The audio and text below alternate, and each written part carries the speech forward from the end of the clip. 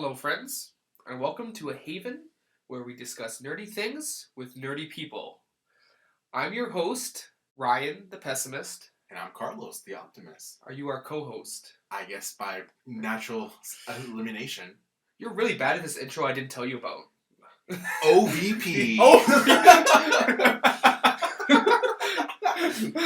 So, anyway, guys, welcome to the podcast. Welcome. And, we usually start off the podcast with the news of the week. Now, remember when you said that Star Wars, we're going to take a break from Star Wars? I was really hoping we were. Were you? It doesn't seem like it because this was your idea. Or maybe it was mine? I still love it, but my soul is destroyed when talking about it. Okay, well, hopefully it will kill you the more we talk about it. Excellent. So. Perfect. So, okay, let's start off with news of the week first, though. What do you got? What's new? What's news? So, biggest thing, Steven Spielberg will no longer be directing Indiana Jones 5. Good. He is out. Good. Who will be replacing him, other than my boy James Mangold of Logan fame and other movies. Ford v Ferrari is really good. Yeah, why wouldn't you lead off with that one? This better movie.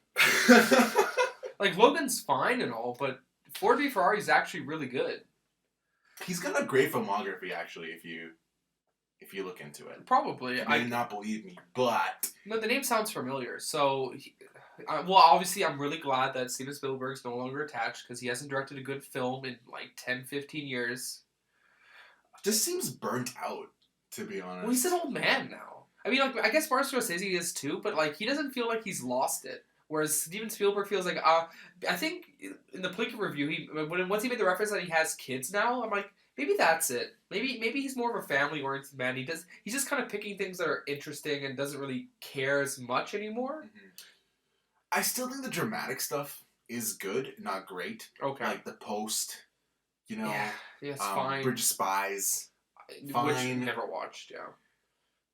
I think he's burnt out on like the big blockbuster stuff, which is fair. I mean, he's been doing it forever. Like, yeah, it's weird. It's weird that they're still going forward, in my opinion, because it seems like you need to have him because of history and nostalgia, I guess. But I guess if you look at Crystal Skull, then you don't need to have him. You really don't. Also, that would mean also George Lucas is not involved either. Is that true? Because he was also involved in Crystal Skull, right? Yes, as a consultant, as a He's not creative consultant. Jimmy Mangold at all. Jimmy James, Jammy Jams. Listen.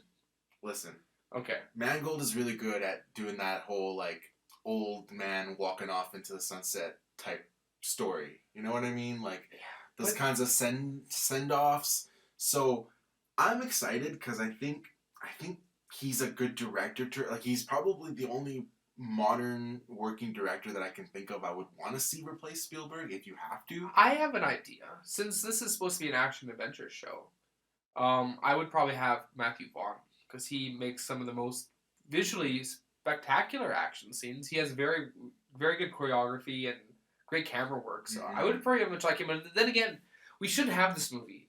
This is an 85-year-old man who just has the last movie was with a dog. Like, and also, what is it gonna be? Because, for example, Shia LaBeouf at the time, he kind of burned his bridges with Spielberg and all those guys because he came out and he talked hot mess about the movie and the making of. But things have really changed with him too, where he's kind of stepped back. Like, he's become more grounded again, and he started to make really, really good movies again. Peanut Butter Falcon, Honey Boy, which is his own autobiographical movie where he plays his dad. Really, really good performances. He seems to have become more humble again. Okay. He seems to have, kind of redefined himself in a good way where he was kind of in a mire for a while. So I wonder, will they bring him back? Because now he's in the good graces of fans and the general populace. They could bring him back. He's certainly a big enough star, and it certainly would be good in terms of the continuity of it, but then again, nobody really responded to the Mutt character, so do you think they should bring him back? I think that boat is sailed already. I think it's too late now, because again, the fan reaction was not there, and then again, he is still, he might be loved by the fans, but maybe still him and Spielberg, or him and I guess that I guess franchise. Lucasfilm. Yeah, I guess Lucasfilm is like it's not there. I think that that boat sailed. They also said that this isn't going to be like a remake or a reboot or anything like that. So This is a sequel. yeah, so I think it would have worked. Like if he would have brought him in and it was like a transitional movie where like he maybe be in the first like 25 minutes and then Shia LaBeouf has to take over for the rest Which of is the adventure. what Crystal Skull should have been.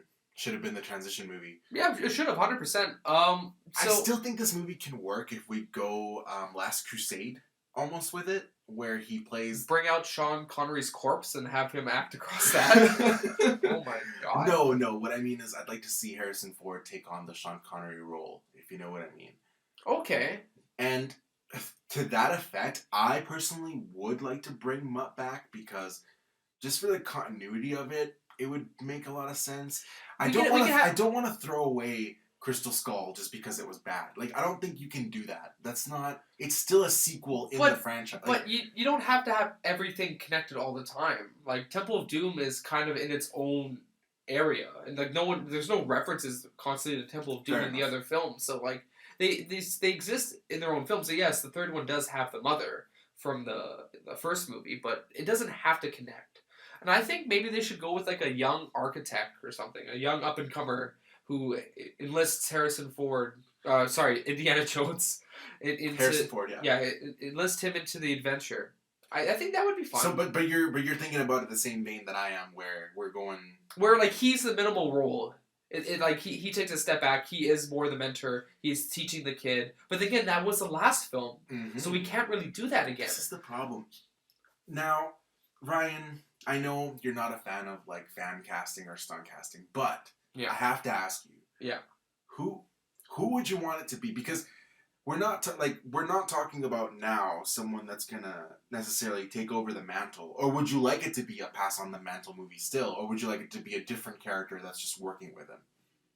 How do you think they should do it? Do you think? Are you asking me if I think they should have the title of Indiana Jones be brought down to somebody else? Yes, because that's been something that's been thrown around, that Indiana Jones should become kind of like a James Bond type mantle. Oh no, he should just be the one guy. So it should just be a new character. Yeah, it should be kind of his last adventure and him kind of slowly backing away and mentoring the next generation, the next Indiana Jones, but not Indiana Jones per se. This new character, but then again.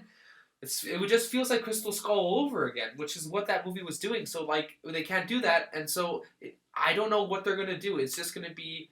Probably the stupid thing is just him going to be going on an actual adventure by himself. I hope not. And then gets killed by a tree. Just because this guy... Because Logan. Because it's stupid.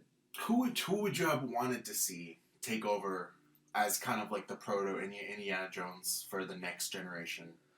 I would have liked it to end after 3. So nobody. Okay. so I'm that far away where I'm like, the trilogy's good, and then we're good, and then it's like Crystal Skull, this sucks, and I don't want to see any more of this. Again, it's such an old timey.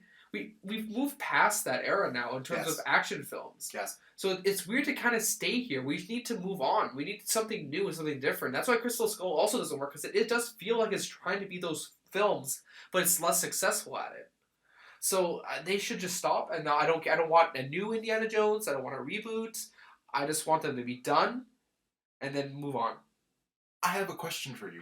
More questions. Oh, great, perfect. Line them up. You're a history major. I'm a history major at university. Right, yes, excellent. Okay, so if we follow the timeline chronologically, where it would be according to his age, I think we're looking at like the 60s. Here is where we would be. Yeah. What kind of artifact do you think that they could go after? What kind of story could they... Because I'm interested, like... Because I'm a historian, I know about ancient artifacts. I'm not saying that you... Like, I'm not saying you might know, like, a specific one, but, like, is there, like, a major thing that happened in the 60s that Indiana Jones could be put into? There's actually one thing I can think of right off the top of my head, and that's the Cuban Missile Crisis. Wow. I mean, I don't think that would be now you have Cubans as the main bad guys, which are linked to the communists, but not the communists, so we have a new villain that he has to face off, and he needs to find something that's in Cuba, and he needs to get there before the Cubans do, because that'll give them the upper hand during the missile crisis. You know what? I mean, you joke, but like, would that really be so bad? Well, if That it's might actually be compelling if it's done properly. well, it all depends on what they're gonna do. If it's an action film in the same vein, it's not gonna work. So they have to try something drastically different, and then therefore turn off the fans of the Indiana Jones franchise. What about like Sputnik? When was that going down? I don't. 50s? 50s. That's a 50s thing, yeah. So no. So no. And we also already did the Russians, so we can't go back. I mean, I guess they did the Nazis twice, but Could we do neo-Nazis?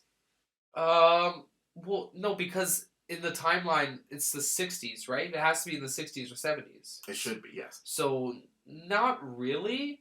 You could maybe do there is a brief like renaissance. That's a really bad word for what I'm going to describe here for like the KKK. Like they have like a bit of a reprieve in the 1920s around there. And they also have one in like the 1960s if I remember correctly. But then again, that's not. I don't know. This is not interesting enough. So I think probably sticking with the Cubans and the Cuban Missile Crisis in some capacity, because then you have a timeline. Then you have like Bring back Al Sorry. Pacino as Scarface. This is just ridiculous. Trying to pitch this Indiana Jones film. It's so hard to believe that this is actually going to get made and it's going to happen. Yeah. He might not even make it to filming, to be honest. If he keeps flying, Ford, if he keeps flying antique planes to set, yeah, he's not making it. I mean, yeah. What else is there to what say? is it gonna? That's what's fascinating about this movie is that I have no idea what it could even be. I don't even know if the actor will be alive to film it. Like, it's just everything is just nebulous. Do you think they'll reboot it afterwards, or do you think that they'll be smart enough to just let it? I think they'll wait. They'll wait for him to be okay. If he doesn't die, they'll wait for him to die, and then maybe 5 years after that, and then we'll reboot it. He's very adamant about he doesn't want anyone else playing Indiana Jones. Oh, I thought maybe you were gonna say he's very adamant on just not dying. Well, I mean, it's like no, he's living it out. He's living it out really well. He's good. He's in good health, I think. Mm-hmm. Yeah. So for his especially for his age, Hollywood people they have better stuff. They have better healthcare. I'm gonna be honest with you. They're living real long. They're living real well. Upside, inside out. They're living the vida loca. So who cares then, Indiana Jones? Oh yeah, who cares? Okay, I don't care. Yeah, awesome, perfect. Wonderful. Let's move on to our first topic, and it's Star Wars again. Because I decided because they are releasing Season 7? Season 7 of the Clone Wars. Season 7 of Star Wars Clone Wars. So I've been rewatching that. So I thought we could have a discussion about that. Obviously, first before we get into discussion, episode weekly? Nah. I like the Netflix style of give me all of it, I watch it that weekend, and then I'm mad for the rest of the 6 months or a year and a half I have to wait to watch it again. I understand on a business perspective why you would want to do week to week, to force the hand of people to keep subscribing to your garbage service. Is Disney Plus struggling at all, or are they actually doing well? Like, cause they're not struggling. They're not struggling in the sense of like subscriber base. You know what I mean? They're doing fine. They got numbers. Although we don't, obviously, just like Netflix, they don't release. Oh, of course. We're not releasing numbers here, but yeah, where they are struggling is content. Yeah, 100% still. Now, it's been having the Fox stuff. Though, right? Having the Fox stuff is cool. Yeah, the X-Men stuff on there, so that's cool. But like the original stuff, I'm not getting it. And the Marvel original stuff, like the Winter Soldier crap and the Wanda crap, like that's all coming. Okay, wait. So did they change the Winter Soldier Falcon thing into a show instead of a movie, or is that still a movie but it's an exclusive? It's a show. Oh, it's gonna be a show. It's a series, yes. Oh, that's lame. Episodic. Oh, that's series. Dumb. I don't like it. Is it live action? Yeah, of course. Oh, that's dumb. I hate it. But anyway, I'm worried about that one the most. But the thing about these series is that they're not going to come until late, like early next year, is when they're going to start coming out. What do they have until then? I mean, keep watching Star Wars movies, I guess. Oh, and that's what this Clone Wars thing is. Like, it's a filler. You're right. So what they're doing is with the stuff that they have, they're just going to be like, okay, we'll release an episode every week, and then they're like, oh no, we don't have much content. episode every 2 weeks. They're just gonna have to keep episode every month until we have something else for you guys to watch. Okay, so yes, I'm rewatching Clone Wars. There are 6 seasons. The 7th season is currently airing. 6 seasons in a movie, actually. Oh my.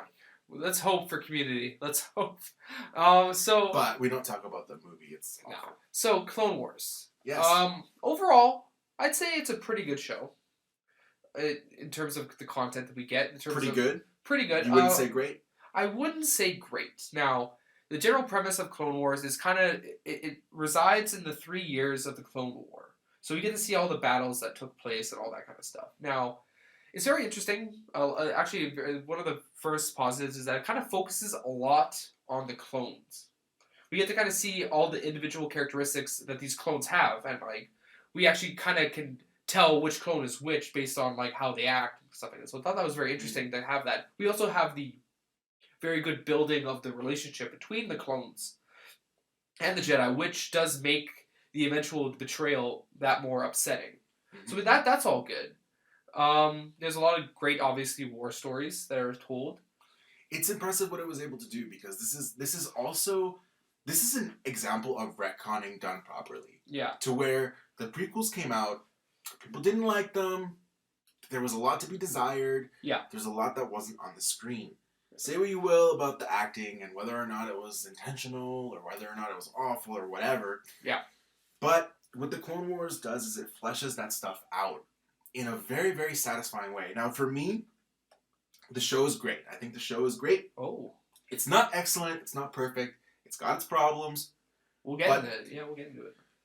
I was really impressed how effective the retconning was, especially with things like the relationship between Anakin and Obi-Wan, the character of Anakin himself, the Matt Lanter, this is the voice actor, the Matt Lanter Anakin Skywalker is the Anakin Skywalker that it was always supposed to be. He's actually kind. I agree. He's intelligent. He loves his family and friends, and he sacrifices for them. He really was Obi-Wan's friend, and we see their friendship instead of being told about it. I think the show does nail a lot of the characters as well. I think the problem with Padme in the movies is that she's kind of the love interest and is just tied to Anakin. So anytime we kind of see her, like, they'll play lip service to the fact that she's a senator, but more it's just because they're just so in love, and that's kind of what the prequels are about. So it's kind of nice to see, even though her episodes aren't always the best, it is nice to see that she does take care of herself. She is a diplomat, and we get to see her actually doing stuff. We get to see her character. We get to see... It's great because we actually get to see a lot of, I'm going to say Leia-isms in Padme, which is really, really cool when you think about connecting the kind of larger universe. We get to see that, yes, she's a senator, but she's also proactive. She actually goes and investigates herself. She puts herself in the line of danger. She's basically trying to go around the galaxy, not telling people to stop fighting. Yeah. She's just trying to tell them let's start talking again.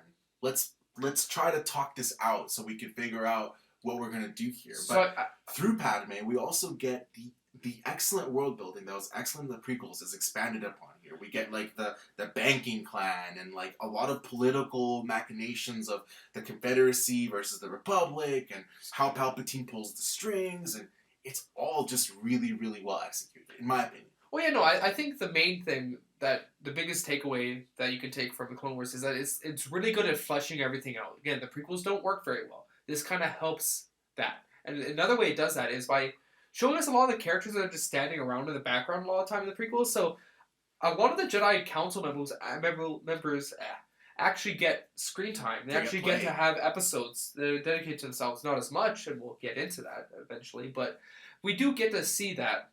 We get to see Palpatine doing this Palpatine thing. I really wish that we saw more of that. We don't get to see much from his perspective in terms of like what he wants. Still, like this seems like the perfect opportunity to kind of flesh out how he's doing this, what he wants to accomplish, and how he's going to get there. You know what I mean? Absolutely. Now, let me ask you, because the biggest impact that this Clone Wars series had is in a character. In the introduction of the Ahsoka Tano character. Snips.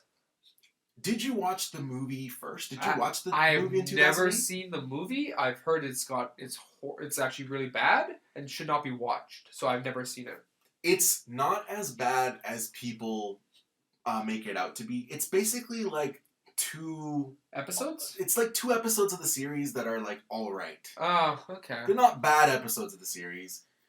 They're all right. You don't really want to start off with a meh episode. The problem is that it was released as a movie. That was what the issue was. People were expecting a Star Wars movie. Right, yeah. No. Do you like the character of Ahsoka Tano? Yes. Yes? Did you like her right away? Or did it take you some time Nope. I liked her right away. I like how outspoken she was. I liked that her and Anakin's dynamic a lot. I'm really glad that never turned romantic.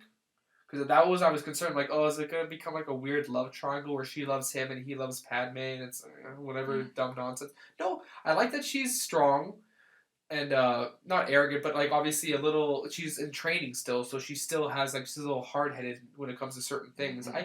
I like her a lot. I think her and Anakin work very well together. So I think she was definitely, of all the characters that they created in the Clone Wars series, she's probably one of the better ones. Mm-hmm. Probably maybe the best one. So for those who don't know, when the character was first introduced, it was through this movie, and since people did not like the movie, Ahsoka came off in a really bad light. She came off as whiny, like kind of underwritten. Okay, but that's I saw the series was my introduction to her. So the reason why I ask is because the fandom really did turn around on that. Like most people started out not responding well to Ahsoka, and now Ahsoka has become one of the most beloved Star Wars characters of the entire like IP. Like honestly, it seems like a bit like you might think it's insane how much people gravitated towards that character. Yeah, that is very odd. But yeah. That's the biggest it. She's our point of view kind of character. We're seeing the Clone Wars kind of through her eyes. We're seeing kind of Anakin through her eyes, and how what she's getting taught relates to where he's at. All of that stuff, phenomenal. I'm gonna say this right now. I was one of the people I did not like Ahsoka at first because I did actually watch the Clone Wars movie. I actually went to theaters to watch that, and it was not a good experience. Let me tell you. But obviously, the show goes. I mean, it leaps and bounds above that, and eventually you end up loving her. Okay, so since we're talking about Ahsoka Tano, sorry. In terms of the new characters, would you say it's a mixed bag, or is it mostly good characters we're introduced to that are new to this series? To be honest, I think Clone Wars did a phenomenal job of introducing new characters. I struggle to think of any major new characters that they introduced that I don't like. I would hope that the Hutts that they introduced would be some of the worst characters ever.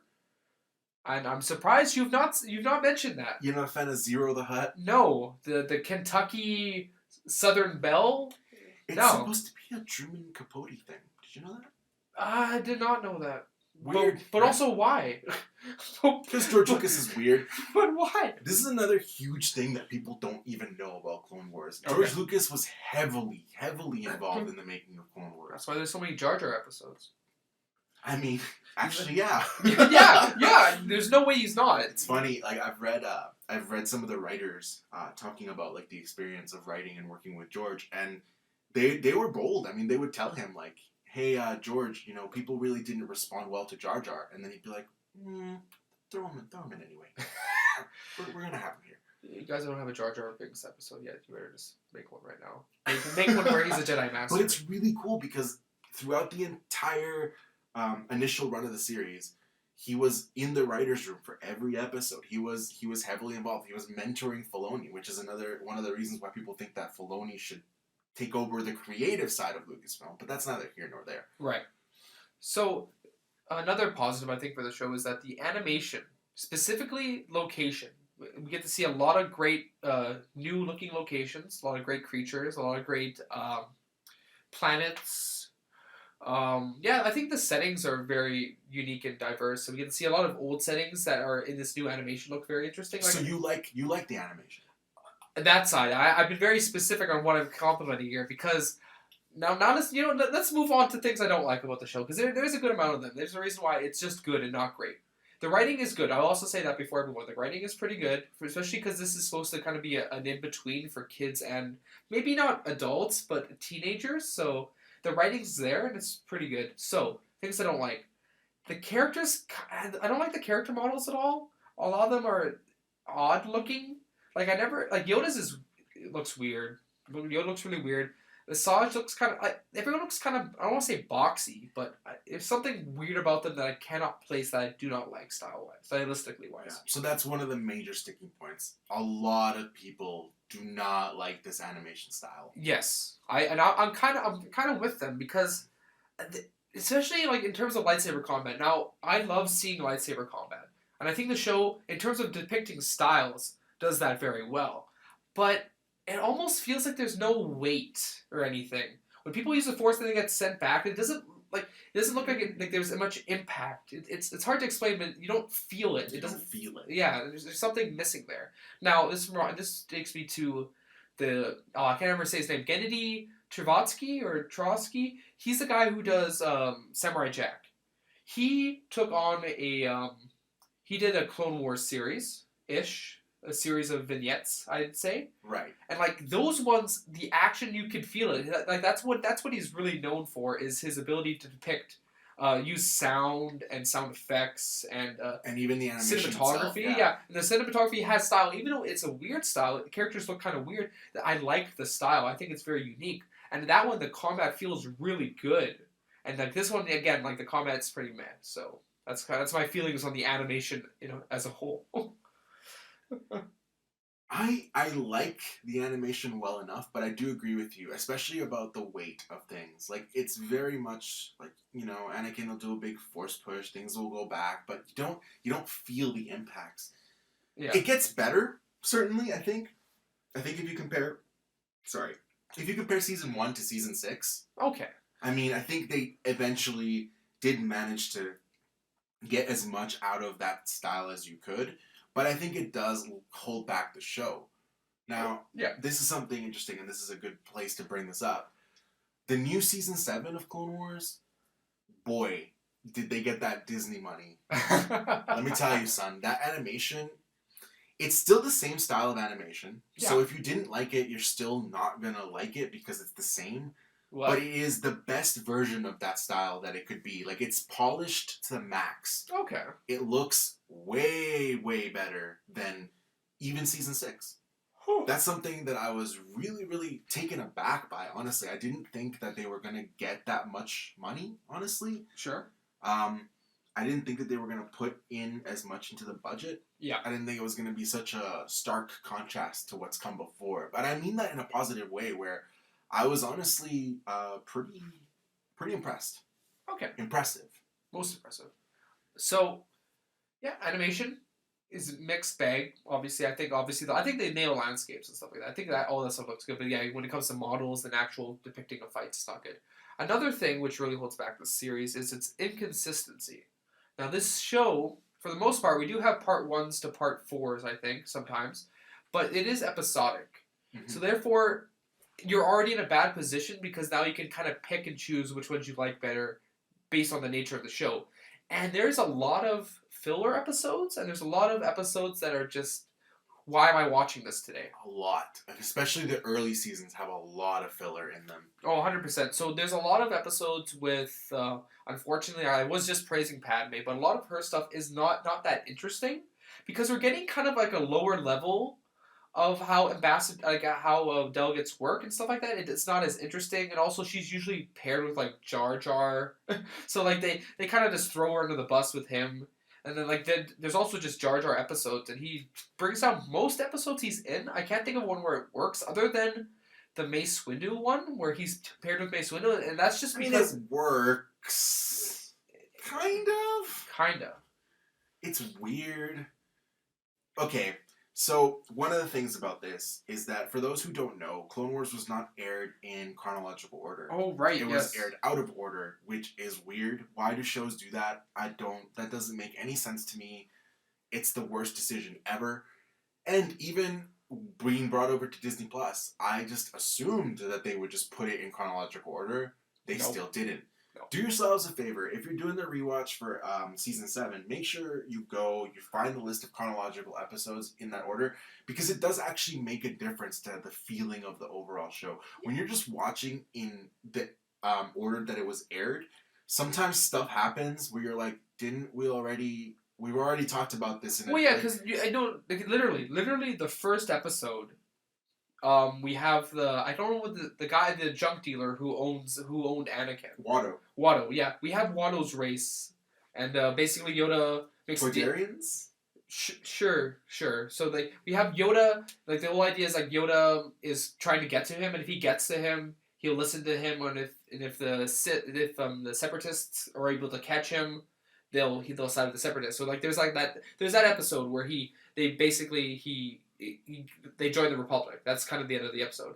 But then we have an episode. I think it's in season 3 where it's like they show this species and like, maybe I should have sent a Jedi over, and I'm like, but we just did that. So like, it is very jarring and it is very weird of Disney to not put it in chronological order. It honestly impacts the show in a huge way where because you didn't know originally watching it. You didn't know that these things were out of order. Yeah, I didn't realize we were introduced to 5s in like season 3, but like we have an episode with 5s in like episode 3. Episode 3 of season 1. It's like what's going on here? So you've been watching it in chronological order now. I've tried to, yes. Yes.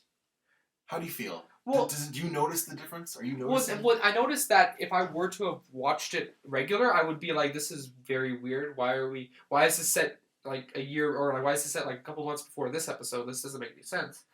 But for the most part, from what I've scanned in terms of like the watching order, it doesn't change that much outside of the first season. So it seems like they messed up that one the most. But I think season 1 is definitely the weakest because I'm not enjoying it as much, and I think a lot of it, what has to do with it, is a couple things I think are a problem with the entire show, and that's one, there's too much focus on Obi-Wan and Anakin.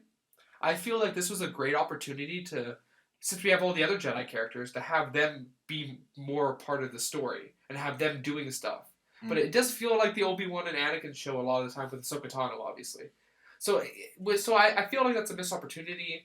And 2, another thing that kind of bothers me is there's a lot of storylines where it's like there's an obvious conclusion to this because naturally they're not going to catch Count Dooku, not going to catch Newt Gunray, they're not going to catch General Grievous. So any storyline involving those ones, like it's kind of null and void because it's like it doesn't matter because it's not going to happen. The General Grievous, especially in the show, is probably one of the weakest, the weakest interpretations of General Grievous. I really can't stand it. It honestly becomes annoying. Like you end up just kind of like face palming and like, oh, gonna get away again. It really takes away from the urgency of each episode when you know. I that was a huge mistake. Like they really should have focused on other Separatist guys that we didn't know about. No, yeah, exactly. Like we have that interesting episode in season 1 actually where Anakin goes up against a famous, like he's like a spider, and he's Admiral Trench. Yeah, Admiral Trench. Yeah, they goes up against, like that's interesting one episode character that you can introduce. I love Trench, by the way. He's a great character. He's like basically like a Thrawn style character for the Confederacy. Yeah, pretty he's like much. A tactical. I thought that was interesting, but. I mean, the problem with General Grievous is that, like, he seems so underpowered. He's always running away. And, again, going back to Gennedy's Clone Wars, his depiction in that is fantastic. So good. Because he's such a threat. Like, he fights 5 Jedi, not a problem. And he's terrifying. Exactly. The way he moves, the way he skulks. Yeah, exactly. There's so much more presence he has there. In this one, he's just kind of like a whiner who's always running away, getting really mad, and like he's always getting his limbs cut off. So like he has so many body parts to replace. It's ridiculous. It just turns him into a joke. So that's why with the introduction, that's probably why they went with, because they felt like they were kind of running in circle here with like, oh, we have Grievous, Count Dooku, and Ventress. We need something new. That's why they probably brought back, spoilers, Maul and introduced Savage. To kind of vary that? Yeah, very. Excellent transition. So this was another huge thing that Clone Wars did. Yeah. The first time we brought back Darth Maul, the best character design in Star Wars with the least amount of impact. Yeah, pretty much. What did you think of Darth Maul? The way they decided to bring him back, overall, kind of where he ends up going. Do you think it was a good idea to bring him back in the end, overall? Looking at his trajectory into Rebels, it's hard to say yes but like as Clone Wars it was airing or just taking Clone Wars by itself, yes, I really liked his storyline a lot because I had no idea where it was going. Because I think in that one is where he renounces his title, if I'm not correct. If Yes, I'm correct. he's no longer a Darth. Darth. So he's no longer part of the Sith. So I thought that was an interesting idea, and I was very interested to see what him and Savage were going to do. And then they have some of the best episodes in Clone Wars Mm-hmm. entirely, because there's a great storyline where they develop a crime syndicate and they take over Mandalore. And they do a lot of good and interesting stuff with him. But then again, once you leave Clone Wars, he doesn't do much, and his storyline is pretty pathetic. But hey, I'm curious what they're gonna do with because I think I seen him on the cover for the new Clone Wars series. So they're probably gonna have some more. He'll definitely be So maybe in this season. so maybe there'll be more interesting stuff that he does. So we'll see. But like yeah, I really did like that they introduced that. We do also get another character that I think is created in this series. And that's Cad Bane, who becomes a constant villain. Now, So cool. yeah, you can talk about this fella. Cat Bane is a bounty hunter, but he's a bounty hunter in the same vein as Boba Fett, in that they really nailed down a fantastic character design for this guy. Okay. He looks freaking really, really cool. He's got the blue skin with the red eyes and the cowboy hat. He's got like Iron Man style rocket boots. Yeah. He's got like stun gloves. The way he fights is really cool. He specializes in Jedi, but he's not stupid about it. He knows distraction is the way to go. But where he one ups Boba Fett is that he has the character right away. And he's effective. He's always effective. Yeah. Phenomenal. I want this guy so bad in anything. Like, I want him in live action. I want him to be brought into something new with new canon stuff. I want him to get a book. But even isn't Clone Wars part of new canon? technically, yes, it is canon. Okay. But what I mean is, like, You want this is more still of Clone it. Wars, the old regime. I want Right. new Lucasfilm to look at that character and figure out something to do with him, because I think he's so underserved, in the sense that I feel like he could do so much more in the universe. There's another character I like. I don't remember what his name is. He's the pirate that they always Hondo.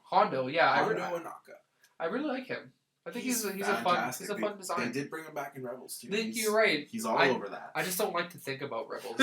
so, so that's one place where we're gonna differ here for the first time. I really did like Rebels. Not all of it. I think on the whole, it's got a story I care a little bit more about, but the execution of Clone Wars is better.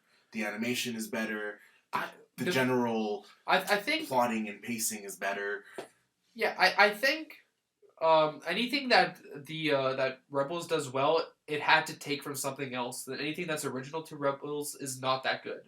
It was like, what makes Rebels interesting? Oh, they have Maul, they have Darth Vader, they have Thrawn. It's like they have to take things, whereas Clone Wars had these characters that are like, we have Savage Opress, we have Asajj Ventress, maybe not. I don't know if I would count her as a Clone Wars original, because she was in the other Clone Wars. Yeah. But they have other characters that they create that are more interesting than any. To be fair, Asajj didn't have character in the old Samurai Jack style Clone Wars. Okay, then fair enough. So this is like the first time she's actually.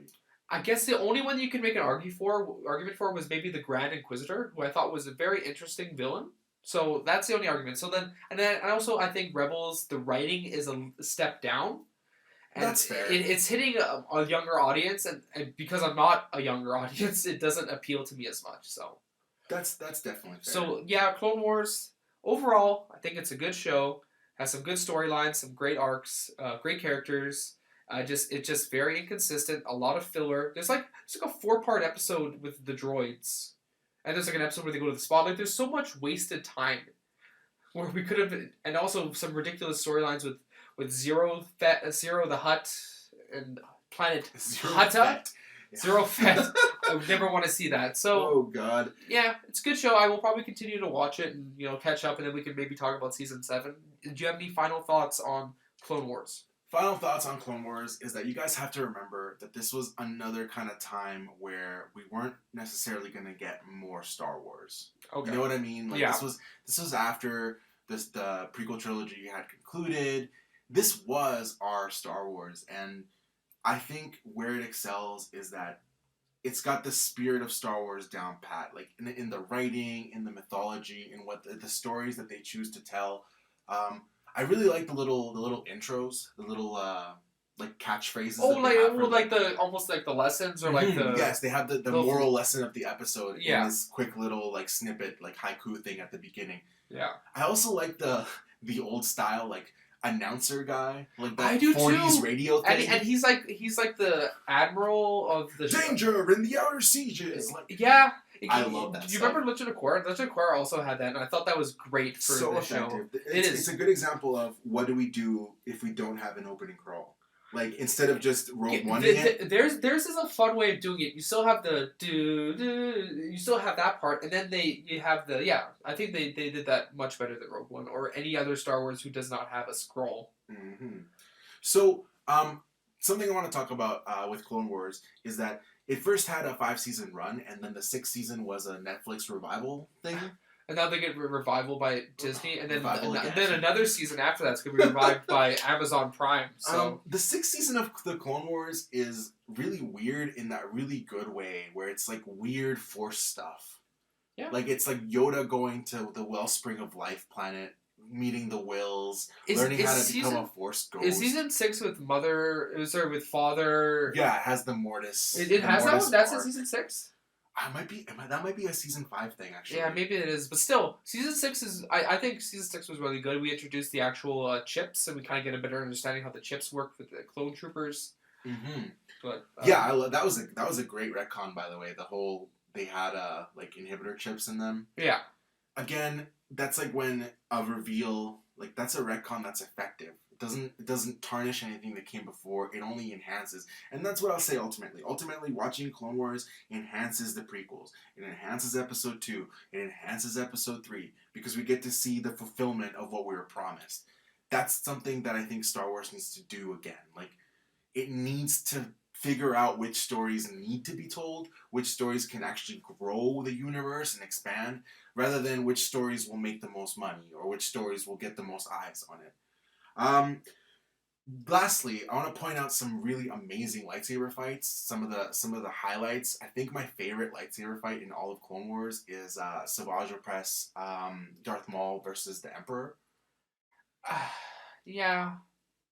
I agree with you about the impact thing, but I will say the choreography of like the show in general is pretty impressive. There's some great fights throughout. All the Maul Obi-Wan stuff, especially like season 4 type stuff, and like Maul with Death Watch. I actually Vizsla versus Maul. I might have picked that one as actually my favorite fight was the Pre-Vizsla versus Maul.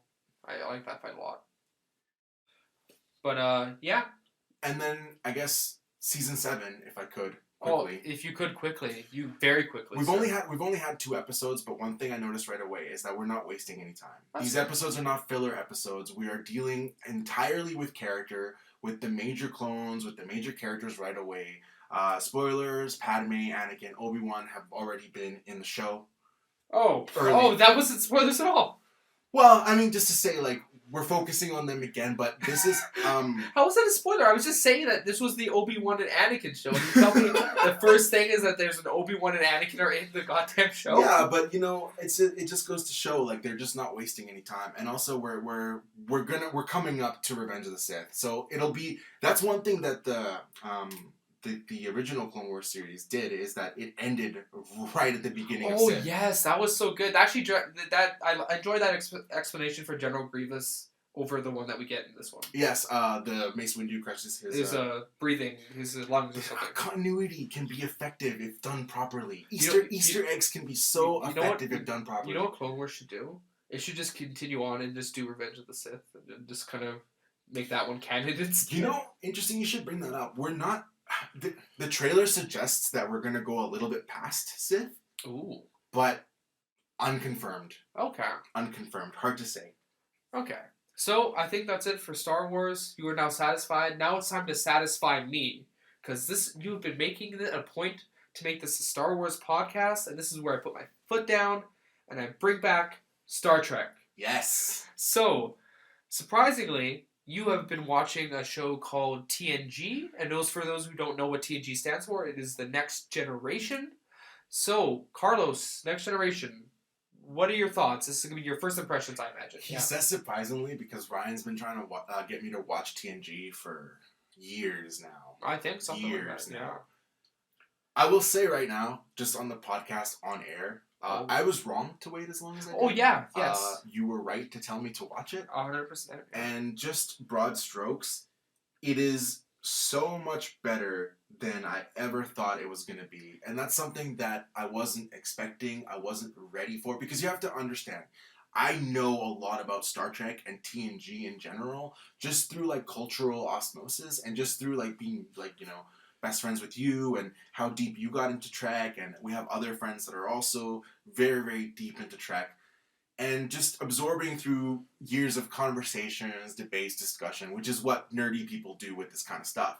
Yeah. So I was going into it with a very already kind of, I want to say almost like a biased perspective, because there's things you hear about. Like, for example, one of the biggest things was you won't like the first season. The first season's the weakest. The characters aren't fully defined yet. They didn't find their stride. Blah, blah, blah, blah, blah, blah. Okay. Maybe that played into how impressed I was overall. But I think the biggest thing, and I've told you this, the biggest thing is the writing. The writing is phenomenal. Not just for a sci-fi series, not just for Star Trek. I just mean for a show. Like, for a piece of art. Like, looking at it even separately. The level of writing and the level of thought that goes into everything that's said, it's blown me away. Honestly, right away, we set up character arcs right away from episode 1. We set up world building. We set up history, and it's so effective. In one line, they might tell you, "Oh, Earth had this kind of war during these years," or "This was what Earth turned into after the nuclear winter." Love it because it's lines of dialogue that are written cleverly, concisely, and with a point. They don't need to focus entire episodes on stuff like that, but they're not clunky with it either. It's natural. Especially with the character development stuff. It comes out in conversation. It comes out in conflict resolution. The other thing that really, really impressed me overall is the acting. Okay. I don't understand what people are talking about, that these characters are not defined right away. You get the sense of their character almost instantly. In the first couple of episodes, I knew what kind of Captain Picard was going to be. They set up some of his conflicts. They set up some of the inner workings between the relationships. And because the acting is so good and the people that are working on the show, at least at the beginning, they're obviously committed. They're in there. Yeah. All the other shortcomings of the show that are mostly era specific, the effects, the sets, what have you, all of that stuff is still kind of corny in that classic kind of Star Trek way, yes. But the actors sell it. They make you believe it, and so it didn't become a problem for me. And in fact, the corniness actually starts to become an enjoyable part of the show for me. Like, in a weird way, where I recognize the camp, but I love how it doesn't affect the execution of the story. Okay, now, if I may interject here and kind of explain what... Okay, I am of the same opinion of you that Season 1 isn't that bad. In terms of, in retrospect... it's only in retrospect that it is considered bad. Because when you look at... 2 is kind of inconsistent, but also it has some of the best episodes of all of Star Trek, so it's such a mixed bag, the second season. But then... And the thing is that when you compare it from Season 3 to Season 6, because Season 7, it does kind of feel like, okay, we've kind of played this out as long as we could. They need to kind of wind it down a bit.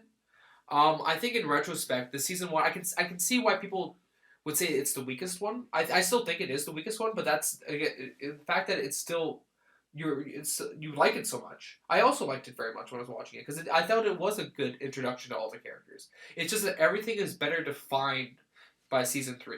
Season 3 is when the show becomes the best it could possibly be.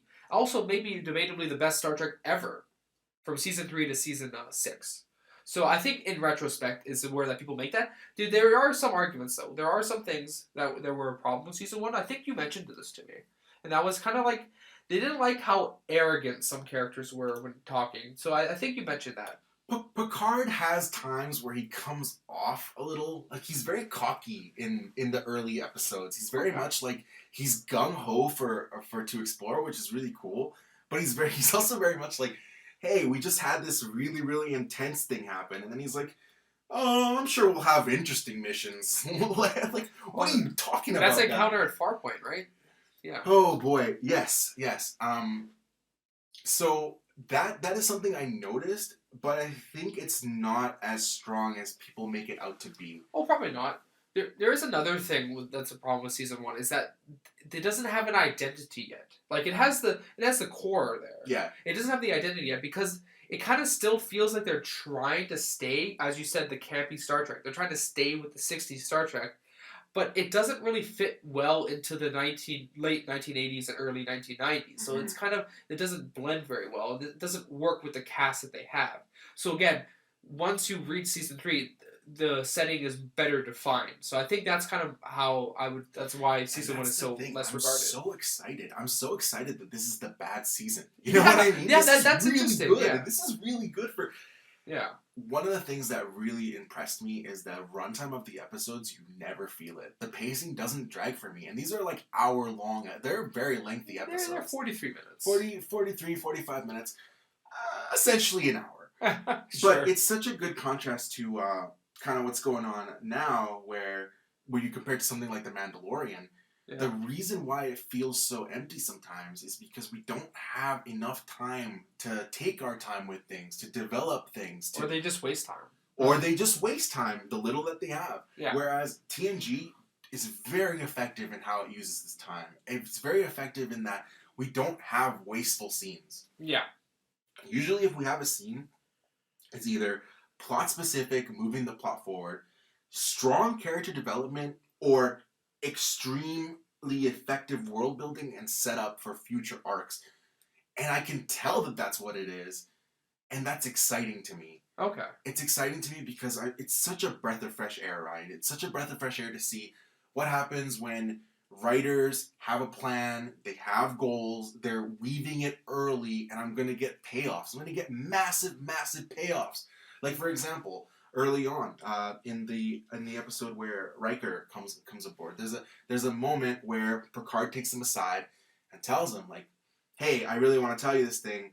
There's kids on this ship. They kind of forced me to bring kids here.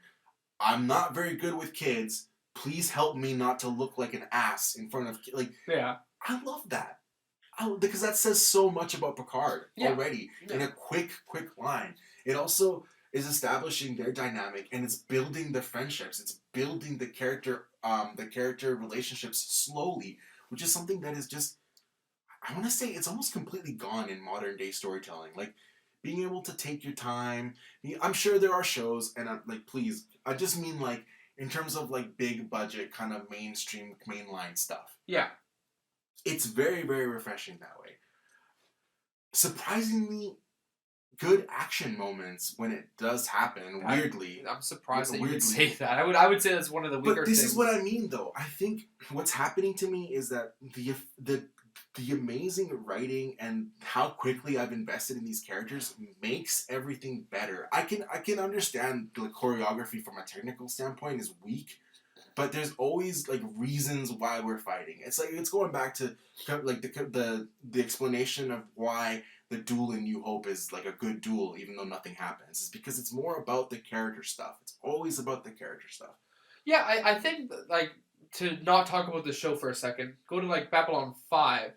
Like Babylon 5 is kind of infamous at this point for having some of the worst effects in like modern sci-fi. But the story is so compelling and the characters are so well written, even though they're written a bit oddly. I will say the writing is a little bit iffy sometimes with them, but the story and how it's told is so well done that you understand that, okay, yes, this doesn't look good, but it doesn't matter. They're just trying to project what they like. They want to show you that a ship's coming in. They want to like it's just to present that provide an idea. Like you get it. Like okay, yes, the combat's not good, but this is because it's serving a higher purpose in terms of the writing. But I also think that like action doesn't even necessarily in this case mean combat or fighting. Okay. I think the show does a really effective job in turning things that wouldn't normally be seen as like an action type sequence Yeah. into kind of making them like the action set piece of an episode. Like early on, for example, the scene of Riker having to manually reconnect Oh. Yeah. the Enterprise. Like, what's happening in story is he's just reconnecting the ship, and it's hard because usually they do it not manually. They would Yeah. do it like, Yeah. pre guided. But the way that it's shot, how impressive for the time the ship looks, how good it looks, the music, like that scene, like I was like, I don't know if he's gonna do it. I don't know if he's gonna mess it up. Like that was exciting to me, and in that sense, okay. that almost becomes an action set piece of that episode. That's Do you understand what I'm trying to say? I think I understand what you're trying to say. I would never like. Star Trek has different things that are exciting about it. Yes. Like you get excited about a briefing. Like I get really excited. I'm like, okay, they're in really big trouble. They're gonna have a big briefing now. I'm really excited to see how they're gonna come up with a solution to this because I really like. Again, like another thing was like Worf. Like he's a little bit too on the nose in terms of a lot of his suggestions. A little intense. A little too intense. But yeah, like you'll find some things that you like that are exciting about Star Trek. For me personally, I really like procedure. I really like kind of like, okay, we come across something. Here's the list of things that will happen, and this will happen in every single episode of Star Trek. And then like there may be something odd that will happen. Then like, I don't know. I like the procedure. I like that things are consistent. If something happens, you're like, oh well, they're gonna have to do this thing, and then they go do that thing. There's something about that consistency that really makes the world feel, I guess, more. I don't know how to describe this. And the reason you guys, like, if I seem like I'm overselling it, you guys have to understand that I was expecting to be kind of let down. Like, honestly, I was expecting to be bored because I come from the Star Wars camp, and say what you will, I know the fans are gonna come after me when I say this, but Star Wars is dumbed down. Like, in terms of the sci-fi stuff. It's science fiction fantasy. It leans more into the fantasy stuff, less of the sci-fi stuff. To get what I would consider a more intelligent sci-fi, I thought I was gonna be bored with it. I thought I was gonna be bored with the technobabble, You think with that, the yeah. explanations, Yeah. with the scenes in the ready room. But the writing and the characters are so compelling that it makes that stuff super, super interesting. Yeah. And it literally turned me around in just a couple of episodes. That's why I'm so excited. That's why I'm making such a big deal about this, because I was not expecting to like it this much. And it's been a while, Ryan. It's been a while since I've actually watched something that I like, that I'm excited about. We've been doing this for several years, even before the podcast, consuming media, movies, anime, comics, whatever. TV shows, yeah. Mostly, I mean, I hate to say it, but mostly all we do is nitpick and complain. And I'm not saying that because it's like what we do. It's fun, but like, what I mean to say is that on the whole, people don't seem to care as much. Like, and you could say that everyone sets out to make good shows, good movies, whatever. Yeah. But bad writing is so obvious. Lazy writing is so obvious. And when it's done well, it's undeniable. This is the point that I'm making. I get, 7 seasons of the show? Yeah. And 176 episodes. It's fascinating to me the time that I've chosen to do this, because now that Picard is coming out, it's a direct contrast, right? People have been quoted as saying that Picard is not classic Star Trek because of the emphasis on the action stuff, the more J.J. Abrams style. Yeah. I can see it. It's obvious. It's such an obvious difference. Like, it's not the same kind of show. Yeah. And like, now that I'm becoming a Star Trek fan, that's frustrating to me. And that's exactly what I wanted. I wanted to get angry about Picard, which I totally am, because You're 8 episodes in and you're already jumping on the bandwagon? But he's so different, though. The character is so different, and the types of stories that the show tells, because I don't think Picard was wrong in trying to tell a more politically driven story in terms of the politics of today. I think that show should strive to do that stuff. That's why media is important, because it's ourselves telling stories about ourselves as humans to understand our nature better. Sure. But you can still do that with the old Star Trek style. They still had politically charged episodes where they were making commentaries. Maybe it was based on the planet that we land on, the culture that this is, the people that we're talking to and trying to come up with, compromises with. Yeah. It doesn't need to be action schlock. But the thing that frustrates me the most is that this style of storytelling is so unique to Star Trek, and now it's gone. Yeah. The identity is gone. And I think that in today's modern age, I would love to see writers be challenged. And yes, I will say be challenged because it is easier to write action schlock than it is to write something where you can't rely on that, where you have to rely on the dialogue, where we're talking about diplomats and negotiators. That is more difficult. You have to find the struggle, the strife, the interest in other places instead of just waiting for the next explosion. Oh, is this 90-some-year-old guy gonna survive that? Oh, I guess he did. Great, next episode. Yeah, the explosions and the action does really matter a lot more in the TNG series when it happens, because that's a big deal if that happens. So yeah, I definitely understand that. So I think I mentioned you're 8 episodes in. Do you have a favorite character and or least favorite character? Q is my favorite character. John Delancey is Q. He is phenomenal. Like, that's probably one of the best performances I've ever seen in anything. I will have to admit, John Delancey is great. He's yes. so likable. Like, even though he's a dick, Yeah. like you still kind of hate him, but you're still kind of low key rooting for him a little bit too. Yeah. Like, you want to see what the next thing he's gonna do is. He's a great counterpoint to Picard for sure. Their dynamic is fantastic. Right away, their dynamic. Like, oh yeah. It blows my mind. And the other thing that the other character performance I was really, really surprised by, and it makes a lot of things make sense in hindsight, is Brett Spiner. Yeah, Data. Yeah. He is so good in that role. He's so believable. He's so natural.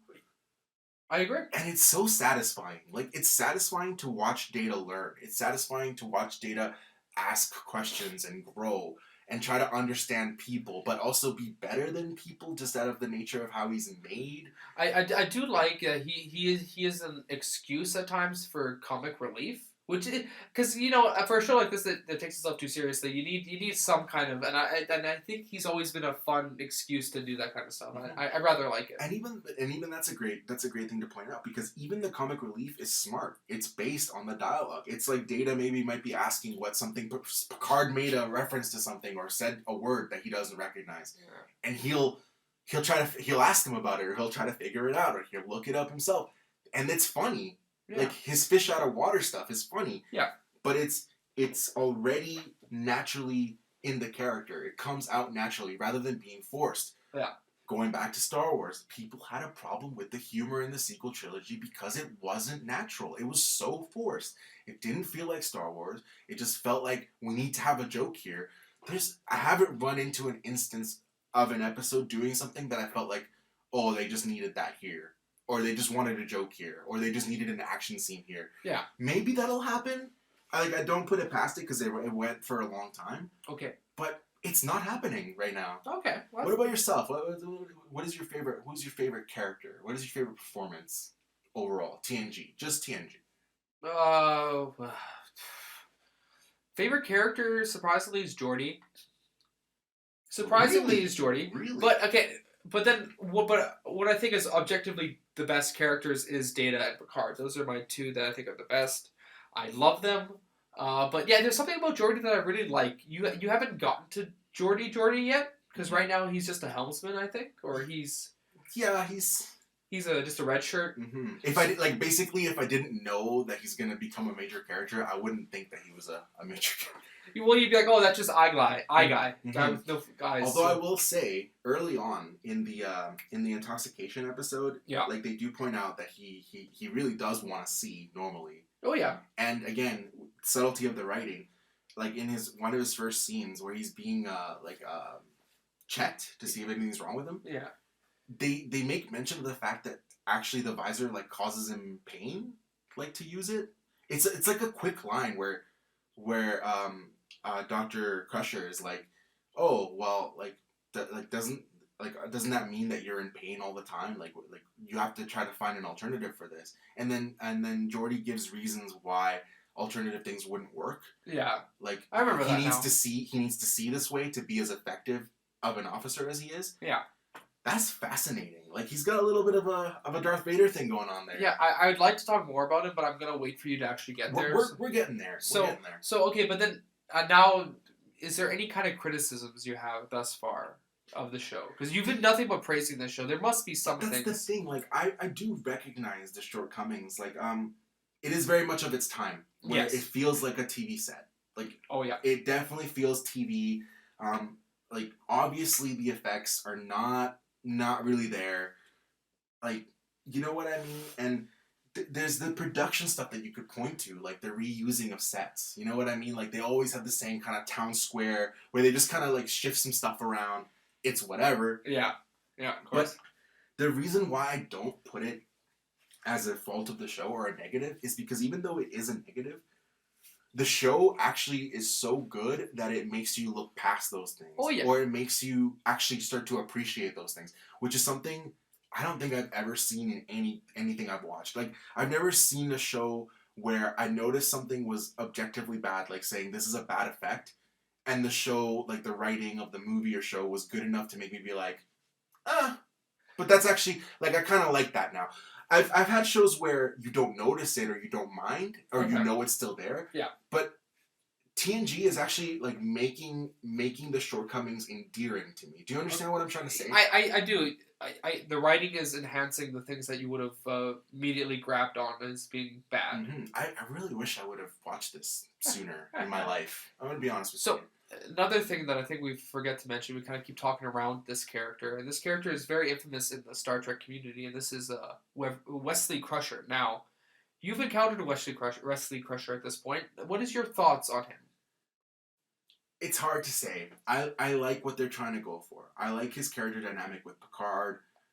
I like that he's very much like early on he's like gung ho to help, but he's kind of like socially inept a little bit, like Okay. in the sense that like he's over eager and his intelligence is such that he's able to do these like kind of MacGuffin-y things, but he's awkward with people a little bit, or he doesn't really understand people on some kind of level, like, and I get that, but at the same time maybe like the actor, like the performance comes off as a little annoying to me. All right. But I think the character is bigger than the performance. Do you understand what I mean? Like I think the dynamic between Dr. Crusher and Picard, and her having a son and him being on board, all that stuff, like infinitely adds to the show. Okay. So even when I'm kind of annoyed with Wesley, I'm like, yeah, but I'm glad you're here because it's a good, story arc, and I'm very curious to see where he's gonna go because like the things that he's inventing, the way that they use his character, it's all really effective. I find him a little annoying, but it's only a little bit. Yeah, I think he's definitely overblown. I think there's a lot of other Star Trek characters that I find are more annoying than Wesley Crusher. So I never thought he was too bad. So yeah, I was never of the stance that he ruined TNG or they. But There's people out there. there are people out there. I'm not a big fan of the season 1 uniforms. I don't think they look that well. Do they change? Oh yeah, Starfleet Protocol, they changed a lot. So you're gonna see at least 3 or 4 different kinds of suits. I don't know if that's spoilers for you or anything. I'll try not to spoil anything for you, but one thing that's really impressive, like talking about the suits, is like, yeah, man, they are tight. Like, yeah, those people, like, they were fit. Riker is fit, man. Picard is fit. Like, oh yeah, they have to be like kind of like skinny minis to look. They look really decent in those weird tight like spandex costumes. Their next suits are going to be much better. Their next uniforms, I should say. So, all right. So overall, you like the show. You're going to continue to watch it. We'll probably continue to talk about it. It'll give you more insights on my perspective on Star Trek. But yeah, the first 8 episodes, yeah, you're going to get introduced to a lot of stuff. The worst you're going to come across probably is maybe just kind of mediocre stories, or stories where you're like, this feels kind of like the original series, but with the TNG cast, which doesn't blend. I think that's probably the worst you're But I going to could get. argue that that's already happened, and it again, it's just like it doesn't bother me. Well, there are some very infamous episodes in season 1, so I'm sure you guys might think like ironically, for the pessimist, guys might think I'm being overly optimistic, but I'm sure there's gonna be things I'm gonna find, and believe you me, like I am maybe not as harsh a critic as Ryan is, but I am still a critic, and I will find these things, and we will talk about it more because I'm fascinated.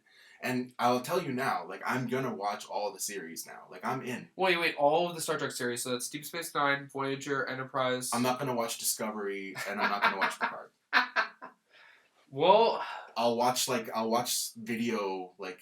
just watch the reviews of it. Yeah. Yeah, I'll Perfect. watch when you can't play a game, you just look up like the cutscenes. I The used to do cutscene that back movies? when I was younger. Yeah. Oh my god. Is there a cutscene movie for Discovery? I guess we'll find out. Well, you know what? I think I'm gonna call it today for the podcast. So thanks for listening, guys, and watching. I guess. Yes, so you can follow us everywhere at OVP Podcast. We have Twitter, we have a Facebook page. Please join, please like. Comment on this episode. Do you like Trek? Have you seen TNG? What's your opinion of the IP as a whole? What are some of your favorite episodes or characters? I'm curious. I really want to engage. One other thing I want to make a point of, in terms of fandom, it's really fun to talk about Star Trek because the themes that the show tackles are such that they actually have weight, and you can kind of relate them to real life kind of stuff. Mm-hmm. So when you have these nerdy discussions about Star Trek, it's satisfying on a higher level because it feels like you might be talking about things that actually have some kind of value. I love talking Star Wars. I'll talk Star Wars all day. I'll talk who's a better, Form 5 user, whatever.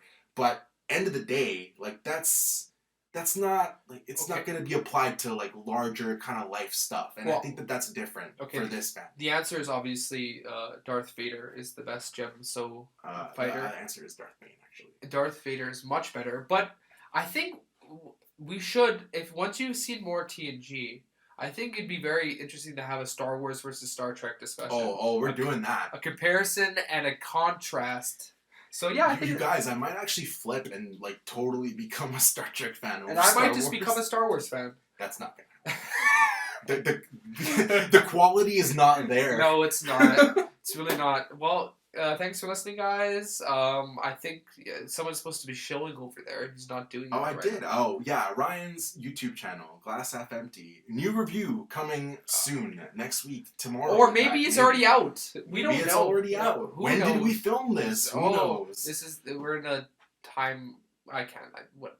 Bye.